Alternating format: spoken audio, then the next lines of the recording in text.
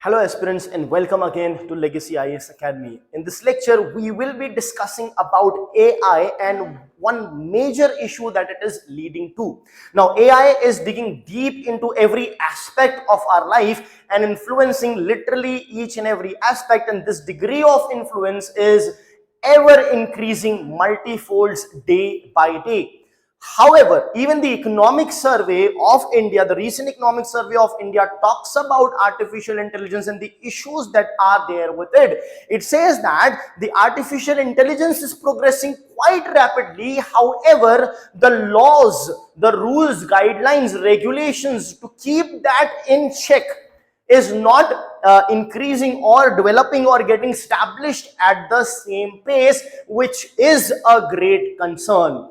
It also mentions that in some areas, when you use artificial intelligence, it is harmless. Probably it's not going to have any issue.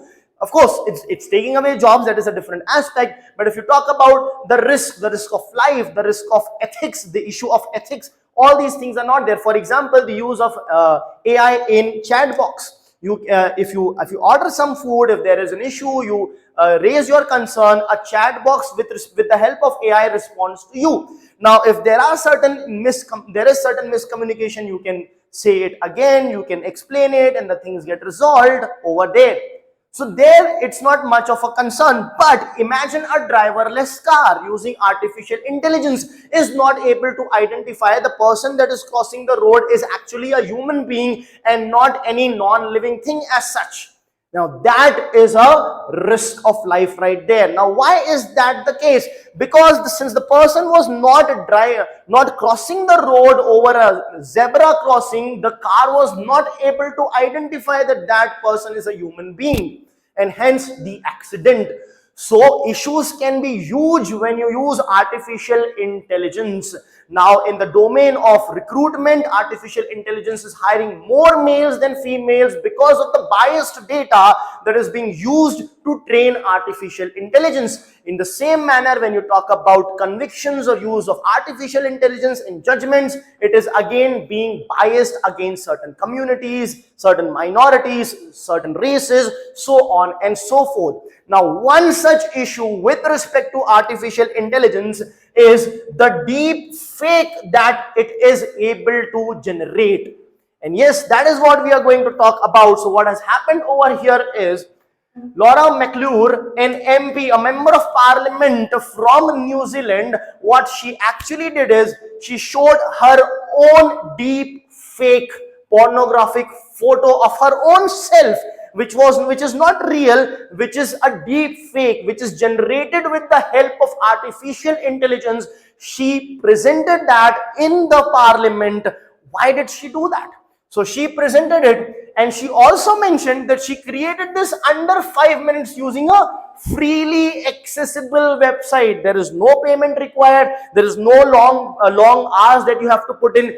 Just within 5 minutes, she created a deepfake using artificial intelligence, which is freely available, and she did this to her own self to present and to make a point in the parliament that how easy and free and easy this is, which can destroy, completely ruin a person's life as well as that of their family. So to make such a strong statement, this is what she did to highlight the dangers of deepfake, the abuse of deepfake is specifically targeting women. So there is also a gender bias over here, which is clearly there. So out of the deepfakes that are happening, especially the pornographic deepfakes that are happening, it is happening for females, women, more than that of males. So it is highly skewed against the females over here.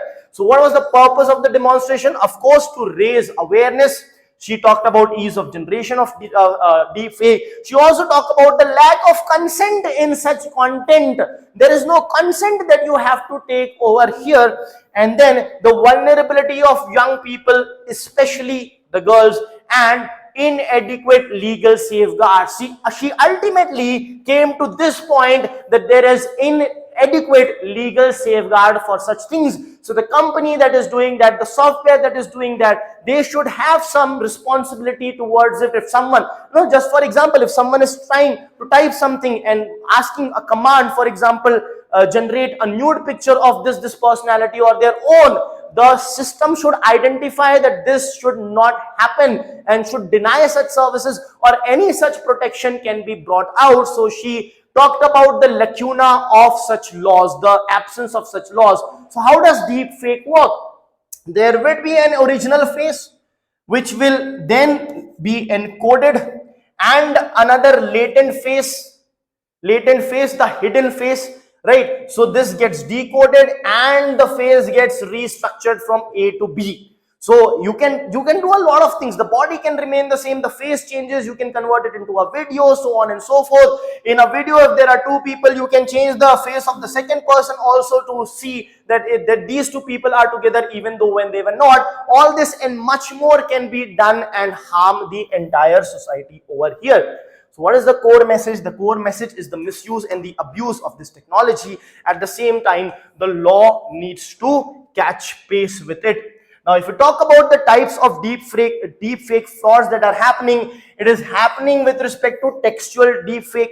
So prescriptions, artificial fake, deepfake prescriptions of the doctors, that is an issue. Deepfake videos specifically targeting women majorly is an issue.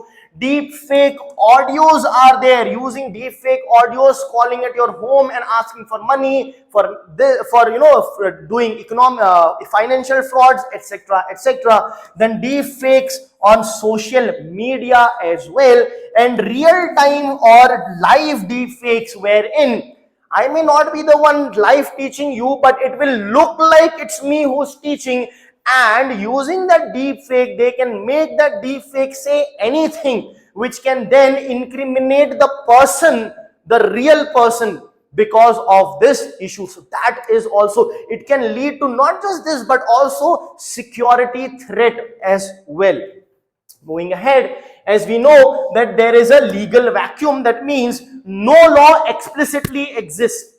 So no explicit law against the deepfakes present. So here we are talking about New Zealand. We'll also see with respect to India, do we have any explicit law? Probably not. So here what's happening is no exclusive law. Some reliance with respect to the existing laws are there on harmful digital communication, but they do not address the deep fake specifically, right?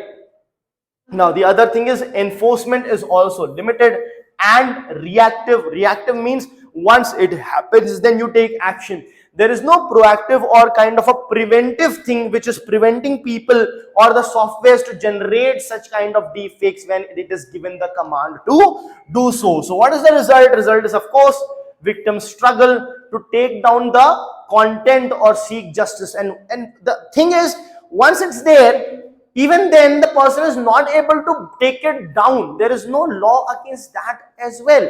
So even that is a problem. So as a citizen, as a person who does not want this to happen, there are certain precautions that you can take. Now, at an individual level, only few things you can do, right? But a lot of things has to be done at a societal or a government level. For example, you can ensure that you do not give access to any random software, etc., any app, etc. But that's the best you can do. Certain things have to be done with the help of the law. So let's look at deepfake fraud prevention best practices. What can be? First thing can be about using anti-fake technology, which detects. Detection is the first step to give the remedy to something that has happened. Then training and awareness among everyone, of course, that is required. Enforcement of robust security protocols for such softwares, for such apps. Explore the use of blockchain. So different technology can be used to fight this technology. AI can be used to fight the AI, right? And develop new security standards, as well as there is a need of law to address this issue. Now, the proposed legal reform. So what proposed legal reform we are talking about is the Deepfake Digital Harm and Exploitation Bill. Now she did this all and subsequently talked about a private member's bill which she brought in, that is Deepfake Digital Harm and Exploitation Bill. It would criminalize the creation and sharing of deepfakes without consent. If there was a consent, if I myself want or someone themselves want a deepfake to be created to look as if they are giving lectures, their consent is there and they know what the content is all about, fair enough. But if it was done without consent, it should be criminalized. At the same time, expand existing revenge porn laws. So in this, not just a picture or a small video, but pornographic content is being created using deep fake of certain individuals. And we are talking about revenge porn. Someone wants to take revenge on someone. So what they do, they don't beat them, rather create their AI pornographic videos. So yes, these are the things that are happening, and laws against them need to be stringent. And not just the law, it is not just the severity of the punishment, but the certainty of the punishment which deters the person to do some criminal activity, which restrains them from doing criminal activity. So certainty should also be there, and provide mechanism for takedown of these content, which will lead to justice. Now, moving ahead, there is, as we said, also a gender impact of deep fake. So even in India also there are deep fakes with respect to Indian celebrities, and majorly there are the actresses that are being targeted in this deep fake. So if you look at the actress Rashmika, I think she was targeted. After that, Katrina was there, Kajol was there. So the female actresses were targeted over here. Now that is not to say the male actresses deepfake will not be there, it will be there. But then when you talk about the actresses, the show of skin, the vulgar kind of videos, which they are not giving consent to. Now you cannot say no, but this much of this type of video is alright. But did she give the consent for that? No. Since she did not, it has to be it has to be an act of crime which is being done, because the consent was not given. See, without consent, even if I am dressed completely, you should not be making deep fake and sharing videos or this or that, right? So in any manner whatsoever, we cannot do moral policing over there. What we should understand is, since the consent was not there, it has to be considered as an act of crime. Now, if you talk about India, in India, IT rules 2021 partially address digital harm, but again do not specifically talk about deepfake. Hence, we need a comprehensive AI and deepfake law which will help us moving forward, because AI is developing, improving, enhancing, and intervening in our day-to-day lives, and in everything. Day by day, this degree is increasing. So it's high time that we have a law against deepfake specifically and for artificial intelligence in general. Thank you.